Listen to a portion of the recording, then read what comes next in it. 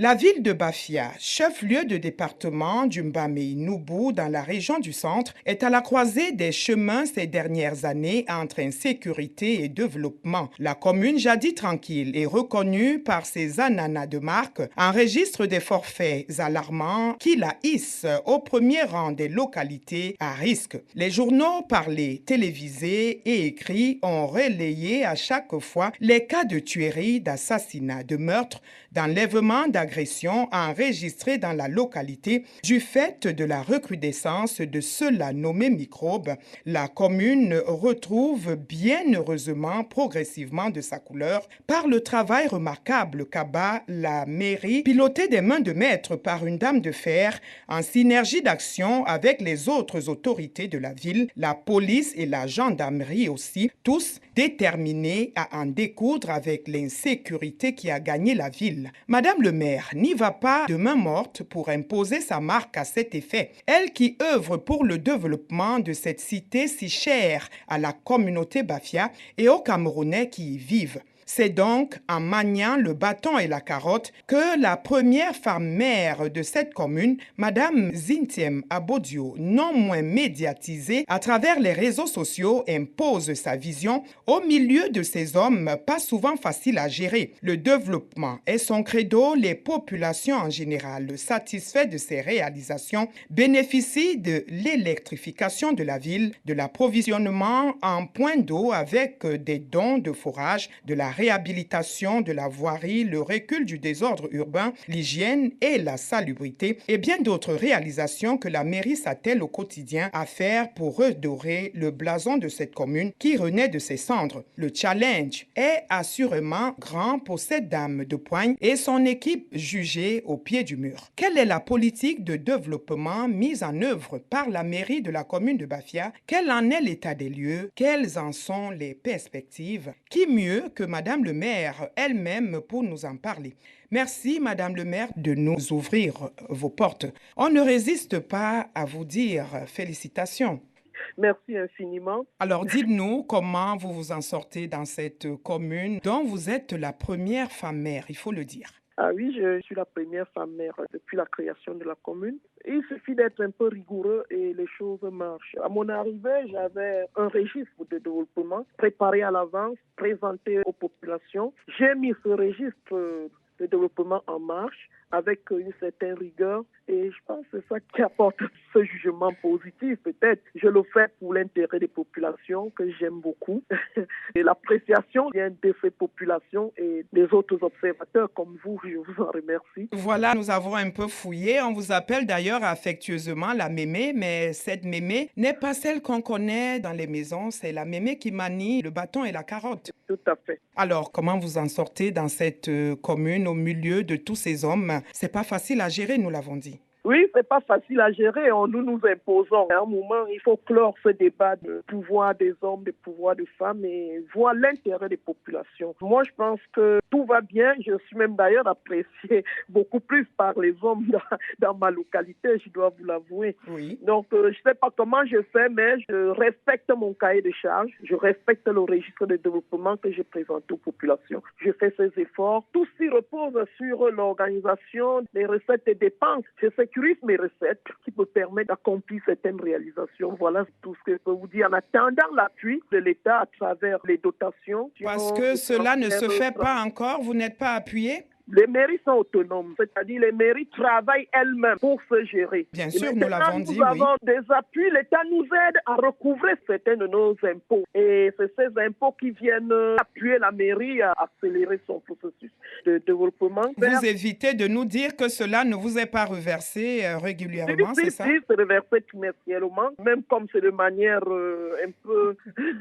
Nous vous avons compris, Madame le maire. Dites-nous, quelle est votre vision? Mais c'est reversé. L'État nous appuie aussi à travers des crédits transférés. Oui. Beaucoup de projets de développement qui nous aident à améliorer tout le cadre de vie de nos populations. Nous gérons avec Munici. Parfois, je sacrifie mes propres avantages, avantages de mes collaborateurs. Nous vous comprenons très bien, Madame le maire. Voilà. Dites-nous, nous avons cité quelques réalisations, l'électrification, de l'eau pour les populations, l'hygiène, la salubrité. Quelle est votre vision pour cette commune? Ma vision n'est pas de la rendre un Eldorado cadeau, mais de donner à mes populations ce qu'elles méritent, à la limite des moyens dont je dispose. Vous avez des retours? L'unanimité n'est pas de ce monde, mais la majorité apprécie et ceux qui se sentent lésés s'en plaignent. Et nous essayons de faire le maximum pour satisfaire tout le monde, toutes les localités de ma commune. C'est pas évident, mais nous y allons de manière progressive. Nous maturons nos projets à l'avance. Je les dépose dans tous les ministères. Oui. Et je parviens à convaincre tel ministre que dans ma localité, il faut telle chose pour pouvoir combattre ci, ça, et ça marche. Avez-vous des partenariats avec d'autres communes d'ici et même d'ailleurs? Pour le moment, vraiment, non. Nous étions sur un plancher avec certains partenaires étrangers. J'ai trouvé que mon prédécesseur avait déjà emboîté le pas. Ça n'a pas encore trouvé vraiment une issue favorable. Il faut déjà se battre pour travailler sur place avant de regarder ailleurs. Ça, c'est mon principe. Est-ce que vous travaillez en synergie d'action avec les autres autorités? Jusque-là, ça se passe très bien. Il n'y a jamais eu de problème avec l'autorité administrative de ma localité. Est-ce que tout ce monde-là comprend très bien votre vision?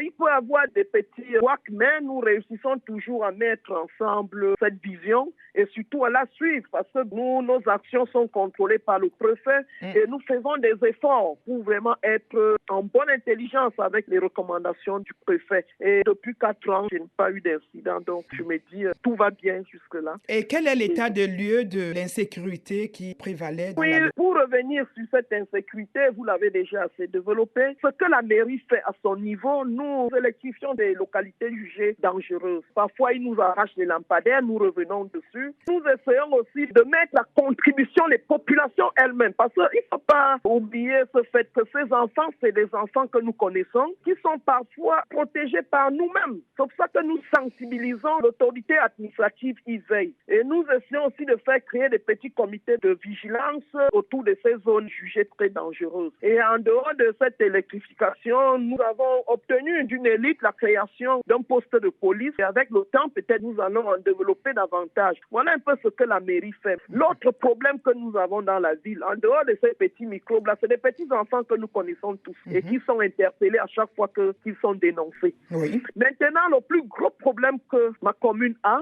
c'est qu'elle est à cheval entre 2 grandes villes. C'est ça? Matam et Yaoundé. Vous comprenez que presque tous les délinquants du Cameroun peuvent décider de se croiser à Bafia et la plupart des cas, quand on interpelle les véritables délinquants, ils ne résident pas dans la ville. Donc nous avons ce problème et l'autorité se bat pour ça, je peux vous le confirmer. L'autorité administrative de la ville de Bafia est assez très efficace et aide vraiment nos populations à vivre dans la sérénité. Vivement que la ville de Bafia retrouve ses couleurs d'antan. Mais dites-nous, quelles sont vos relations avec vos collaborateurs? Comment est-ce que ça se passe avec eux? Ça marche? Oui, vous savez, les collaborateurs, c'est la chose la plus difficile à gérer. Et ils sont habitués au départ, c'était pas facile. Ils disaient non, elle veut mater, elle fait la dictature et tout et tout. Nous avons d'ailleurs entendu dire cela lorsque nous faisions cette recherche elle ne veut sur pas que nous mangions, elle ne veut pas que nous nous débrouillons. Bref, c'est des choses que j'ai entendues à mon arrivée, mais j'ai mis sur pied une certaine discipline et ça marche. Et je ne vais pas changer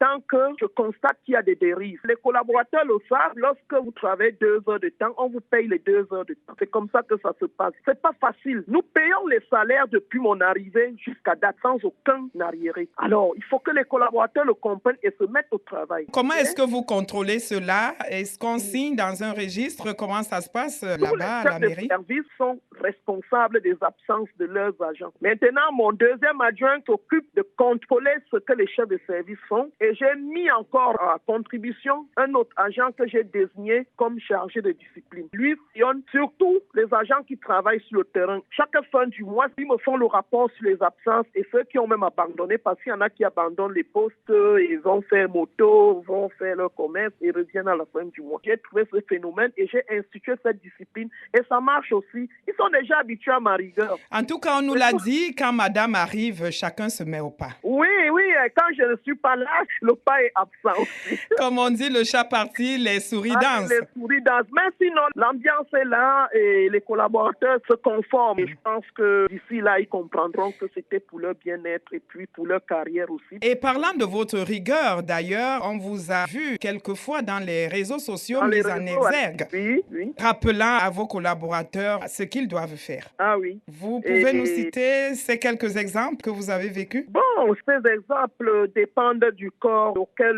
l'agent appartient. Oui. Les agents d'hygiène ont leurs sanctions, les agents de la police municipale ont leurs sanctions, les agents qui sont dans les bureaux ont leurs sanctions, les agents du service technique ont leurs sanctions. C'est un peu organisé de cette façon-là. Il est également vrai que beaucoup décrient cette façon de faire par ailleurs. On n'est pas habitué à la sanction, c'est peut-être cela. Peut-être, mais moi je pense qu'on ne peut pas demander le changement et ne pas être rigoureux. Si on veut que les choses changent, ça devrait commencer par nous. Je pense que vous tournez pour revenir sur ce problème de police municipale, c'est ça? Il n'y a pas que ça. On vous a vu face à un mariage qui était célébré. Des dérives comme ça, il faut les dénoncer et combattre. Vous savez, nous sommes des légalistes au regard des textes qui gouvernent nos fonctions et nous devons être rigoureux. La célébration des mariages a une compétence territoriale. Exactement. C'est tout ce que je peux vous dire. Je crois que mes supérieurs hiérarchiques l'ont compris et le problème a été battu en brèche par ceux qui pensaient en faire le buzz et je ne m'arrêterai pas là. En tout cas, mais dites-nous, Madame le maire, qu'est-ce qui vous aura le plus marqué depuis que vous êtes maire de la commune de Bafia? Une, deux choses comme ça, dites-nous. Oui, c'est l'ambiance avec mes populations, je les adore. Et c'est pourquoi j'ai un slogan avec eux, mes populations d'abord. C'est passionnant d'être avec ces populations-là, de vivre avec eux. Oui. Et je vais vous raconter une petite histoire. Parfois, je me lève, je vais vendre avec elles. Je fais conduire moto, je travaille avec un benzineur, par exemple. Bref, ça me plaît beaucoup. La proximité avec vos populations. La proximité, c'est passionnant pour moi. Nous allons donc sortir de cet entretien. Madame le maire, s'il vous était donné de passer un message à vos populations, qu'est-ce que vous leur diriez? Je dirais simplement aux populations de rester sereins. Nous allons continuer de faire des efforts pour leur donner ce qu'elles méritent. Voilà qui est dit. Madame le maire, Marthe Félicité Zintiem à Baudio, nous vous disons encore une fois merci de nous avoir accordé cet entretien. C'est moi qui vous remercie d'avoir pris cette initiative.